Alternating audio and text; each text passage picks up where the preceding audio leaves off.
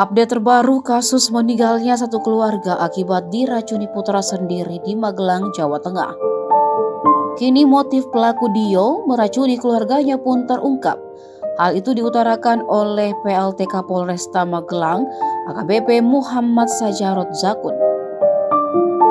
Sajarot mengungkapkan motif Dio meracuni ayahnya Abbas Ashar, ibunya Heri Riani dan kakaknya Dea Khairunisa adalah karena sakit hati. Sakit hati tersebut, kata Sajarot, lantaran Dio dibebani keluarga untuk membantu perekonomian keluarga setelah Abbas pensiun 2 bulan lalu. Sementara menurutnya sang kakak Dea tidak dibebani. Sajarot pun mengungkapkan sumber penghasilan keluarga tersebut hanya berasal dari uang pensiunan Abbas. Sedangkan Dio dan Dea tidak bekerja. Beban ekonomi keluarga tersebut pun semakin bertambah ketika Abbas jatuh sakit dan perlu biaya pengobatan. Apalagi menurut keluarga korban, Dio ini sering menghambur-hamburkan uang ayahnya.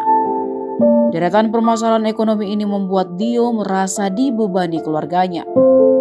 Fakta mengejutkan juga terungkap jika percobaan pembunuhan sudah 2 kali dilakukan. Namun yang pertama melalui es dawet gagal. Percobaan pertama dilakukan pada 23 November 2022 lalu. Rencana Dio adalah menaruh racun arsenik ke minuman dawet yang dibelinya. Dawet tersebut pun diberikan kepada Abbas, Riani, dan Dea. Bahkan ada beberapa orang yang juga diberi dawet tersebut. Namun, kata Sajarot, lantaran kadar racun yang rendah, maka korban hanya menderita muntah-muntah.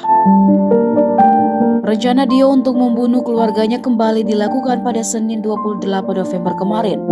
Dio memasukkan racun sebanyak 2 sendok teh ke minuman yang diminum oleh para korban.